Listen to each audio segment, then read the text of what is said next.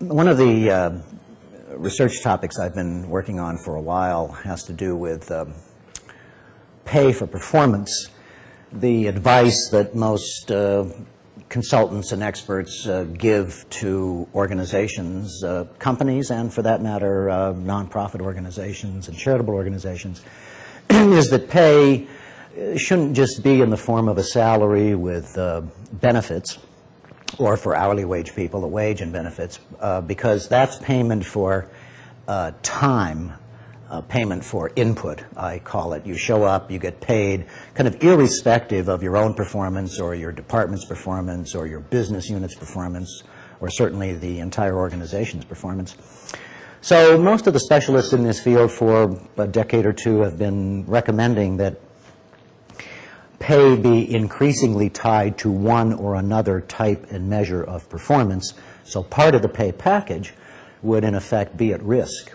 If the performance was there, that portion of pay would come in, perhaps in the form of a bonus or a profit share or another kind of variable piece of pay. But if the performance wasn't there, those payments wouldn't be made. And so you'd just have what portion of the pay is in wage or salary plus benefits. And interestingly enough, there's been a large actual real-world movement in the direction of having pay, at least in part, based upon performance.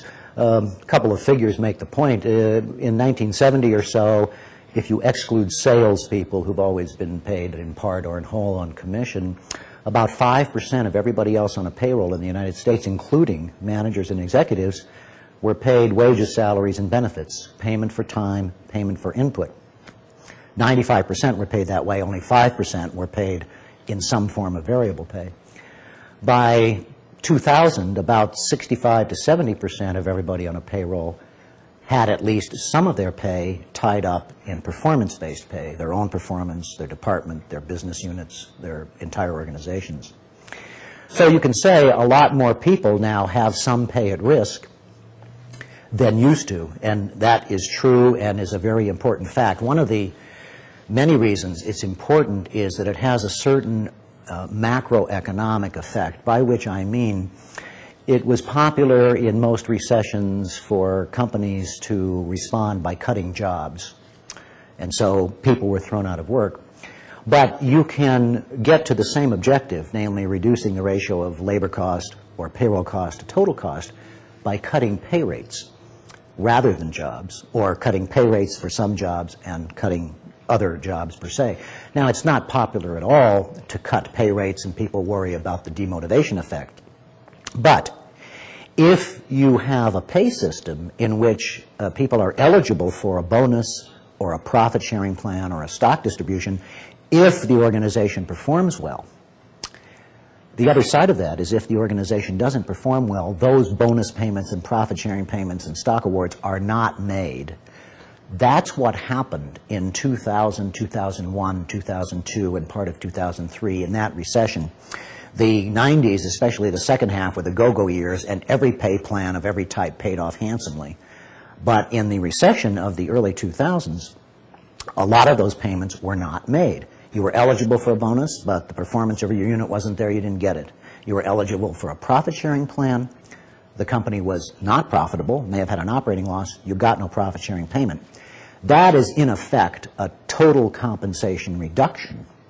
And one of the most interesting things about that time period was that unemployment, which usually rises rapidly in a recession, rose a couple points. We got close to 6%. But if the pay system had been the same that it was in 1970, mostly everybody paid for showing up, we would have had unemployment 2 or 3 points higher. So what we've gotten to is this flex. If you think of a kind of an accordion, you flex it in and you flex it out.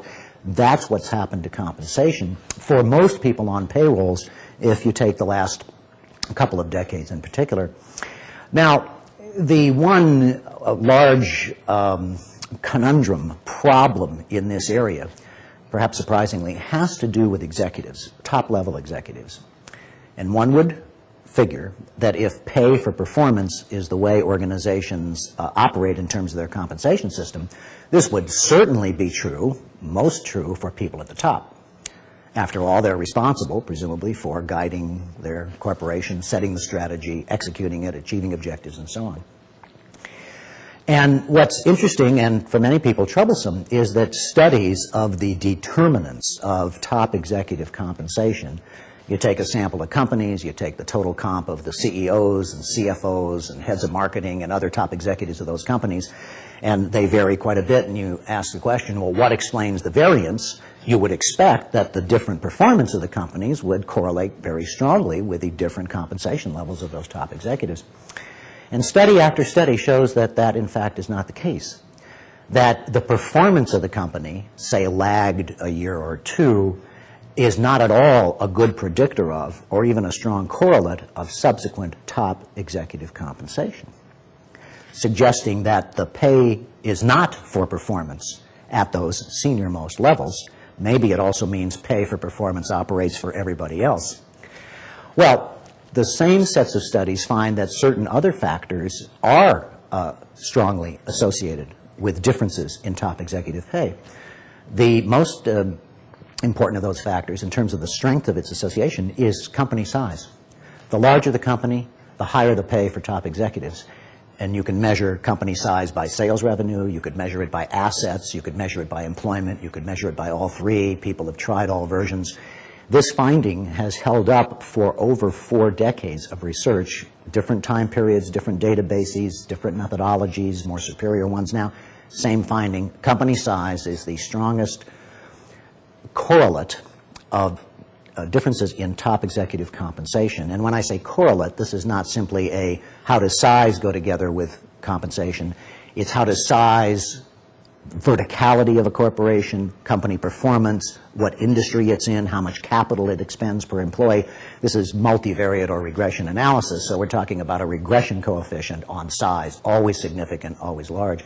And the second significant factor, and these are the two that show up in all the studies, is the number of levels of management. The more of them there are, the higher the executive compensation. So hierarchy pays off in this limited sense of top executive compensation.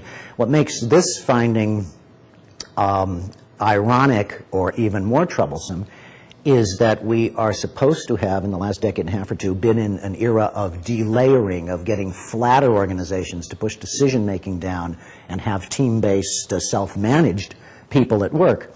And some of that certainly has happened, but it still looks like verticality pays off. So when it comes to the top levels of organizations, where you would expect the strongest relationship between pay and performance, in fact, it looks like that's where the weakest relationships are. And meanwhile, everybody else on a payroll seems to be having more of their pay at risk tied up with company performance.